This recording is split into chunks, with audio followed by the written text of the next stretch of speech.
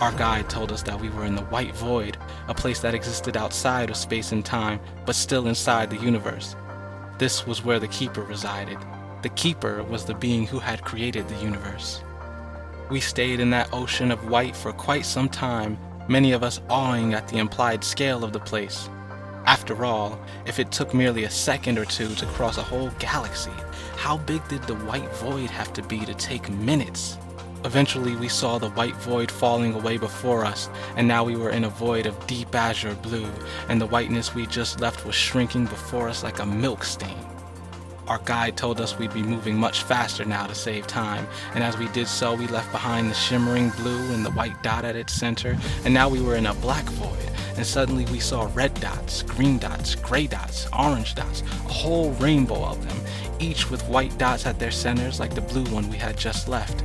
The guide said that those were individual universes, and the black void we saw them all floating in was the void of the multiverse itself. As our guide explained, the multiverse is not a series of parallel universes, but a realm where all universes exist. The multiverse is to a universe as a universe is to a planet. That same scale and that same level of indifference. Suddenly it made sense that all our universes had been destroyed without making so much of a slight difference to the Watchers. We were just a fraction of a percent of the people they were giving this same lecture to, in different train cars, on different moons, around different planets, in different universes.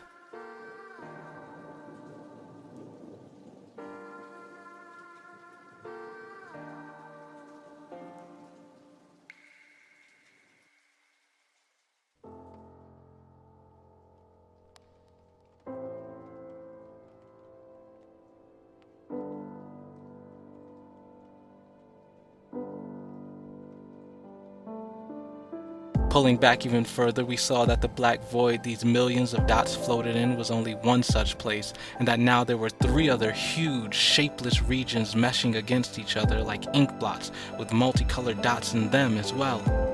The black region was the human region, and the other 3 were the regions in which the other 3 great races live.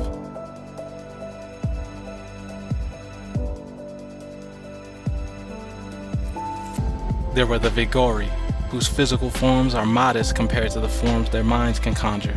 The Janti, who breed with plants and animals and blend their genes to create beautiful children with humanoid bodies, beastly claws and fangs, and coats of fur where the individual hairs are rose petals, vine thorns, or leaves. And the Pashin, whose race was old when the first human universes were being born.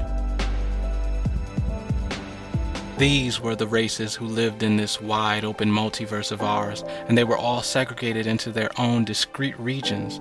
I wanted to know why, of course. Why were there only 4 great races, and why were they segregated?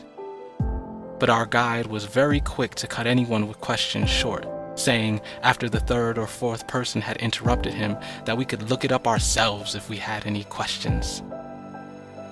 We descended into the darkness once more, and now we could see those pillars holding up the tunnel ceilings. We could see the lights from the other trains, and we could see very far, very small, very familiar, the faces of others inside those trains, peering back at us like horrible reflections. As the trains pulled into the stations, we all sat perfectly still, no one in a hurry to leave. We were dizzy and wild-eyed, and some of us crying, and some of us hyperventilating, all of us wanting to know so much more. The guide told us that when a conscious mind is born in a universe, it is attached to that universe. People like that are called attached. But for some unexplainable reason, all of us here, including him, had been born with conscious minds that never quite attached.